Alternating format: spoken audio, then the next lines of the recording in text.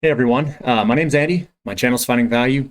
If you like making money, this is the channel for you. We look at undervalued investments, we look at trends, what's trending, and we look at the rotation of money based off of ratio investing.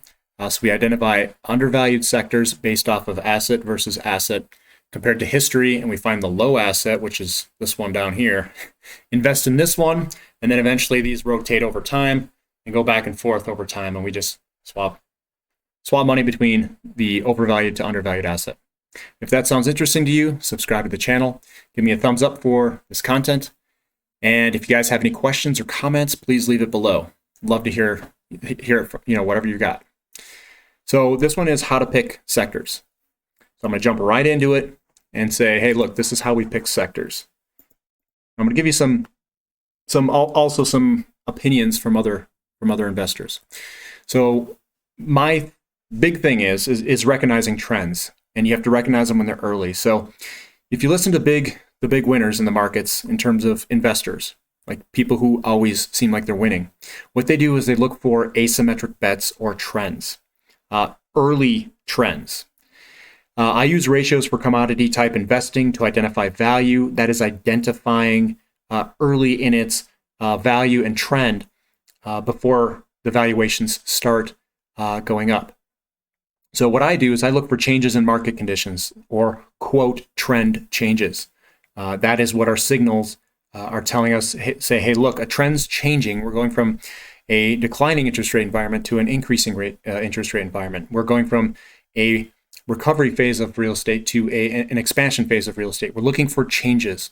And those changes are what give us signals to look at what investments at what time. And if you listen to Cathie Woods or Stanley Druckenmiller, they also look for trend changes or adoption rates. So they're saying, hey, look, the trend's changing. Electric vehicles are taking off. They're just starting its S-curve. We should be investing in electric vehicles. That's kind of their viewpoint. And Stanley's a little bit different than Cathie Woods. And I'll go over kind of what I've seen watching them. So Cathie Woods, what I see with her YouTube channel and what she talks about is she looks for trend changes in adoption rates for very large trends, things that can be adopted very quickly, mainly technology type companies. One of the companies or areas or sectors that she really covers is the EV market, the electric vehicle market. She's looking at biological opportunities for genome and whatnot. And then she's looking at other technology type companies. That's kind of her area and her forte. And she thinks that things could rapidly change in the future for society and the adoption of a lot of these new technologies. So overall, she's looking for large trend changes in society and finding investment opportunities that are large in size and rapid adoption in nature. So that's kind of what she's looking for. Stanley Druckenmiller, who's one of the most successful hedge fund managers, I think, of all time. I think he never had a down year, and he was up on average like 29 or 30% per year. The same exact thing applies to Stanley. He's looking for trends and trend changes. So he looks for overall big picture trends in society, invests early in the adoption phase of those trends. He looks for like cloud-based software is one that he was really looking at some time ago. Workday, Salesforce, like those types of companies, technology companies. He sees that companies benefit from putting information on the cloud and sees the adoption rates of many companies all going to this type of information storage. This is just one example. He's also had a couple of really good plays in bonds where I thought his setups were just, it was like so simple and so easy and so smart. Is that before COVID kind of came out, he went very large into bonds. And if you think about it, there's really no downside to going into bonds. But if everybody runs into bonds, it lowers the interest rate, which then drives bonds higher.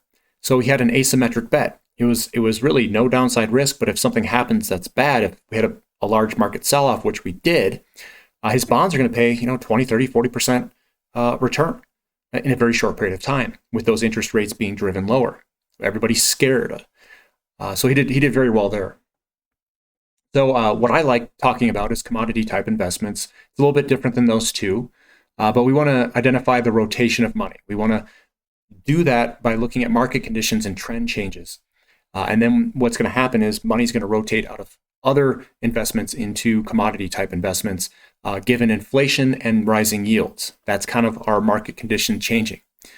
We're looking for cheap asset ratios compared to history. I'm going to show you a couple of those in the next slides. And we want to see interest rates start to move.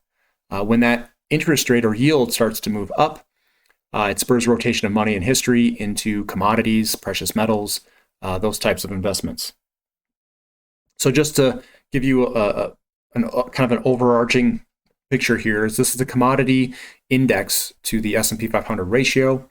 When it's low, you want to be in commodities like down here, and down here. And when it gets expensive, this ratio will outperform stocks, and it'll go from, right now we're way low, but let's just say it goes from about 1 all the way to 7 or 8, somewhere in that range.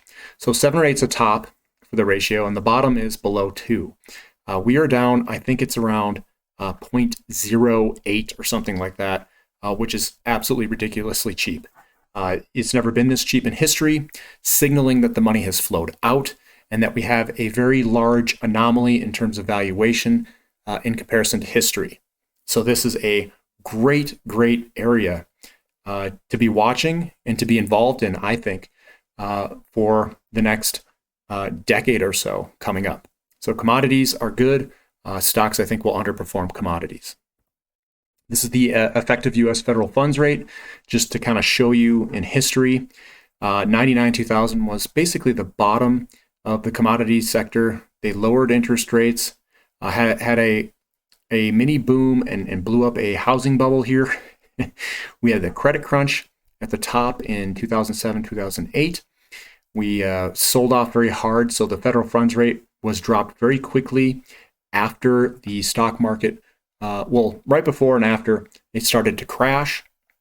There was a liquidity trap here, and then we had a recovery phase in 2015, 2016. And this is actually a recovery phase of the housing market, because housing was really low during this time period in a recovery phase of real estate, and now it was finally recovering in 2015, 2016, and on. This is the 10-year U.S. Treasury yield. If you notice, in 2017, it was starting to move on up, and then it signaled that we had a problem. Everybody was running into bonds here, even though real estate was going up. So we had a problem, something, I don't know what that problem was, and then we found out, COVID. They blame it on COVID. This problem was here before COVID. And this was the downtrend line. It broke below the downtrend line and just crashed. So there was a problem there already. But we're coming back up. We basically are flinging higher at very ludicrous speeds, and we're right there at the downtrend line. I want to see if this thing breaks to the upside. I have no reason to think it won't, but we have been below this trend line quite a bit, and I bet you a lot of people are going to bet that it's not going to break and move on down. We're kind of at an inflection point right here. If it breaks higher, it doesn't really mean much for commodities, and if it breaks lower, I don't think the commodity bull market is over, but it's just one thing to watch. This could be a do or die for stocks, really. If it breaks to the upside, I don't think the Nasdaq's going to do all that well, and stocks may come under pressure as well, as we have a higher and higher interest rate. And interest rates are discounted in growth models for a lot of these companies and determine their value.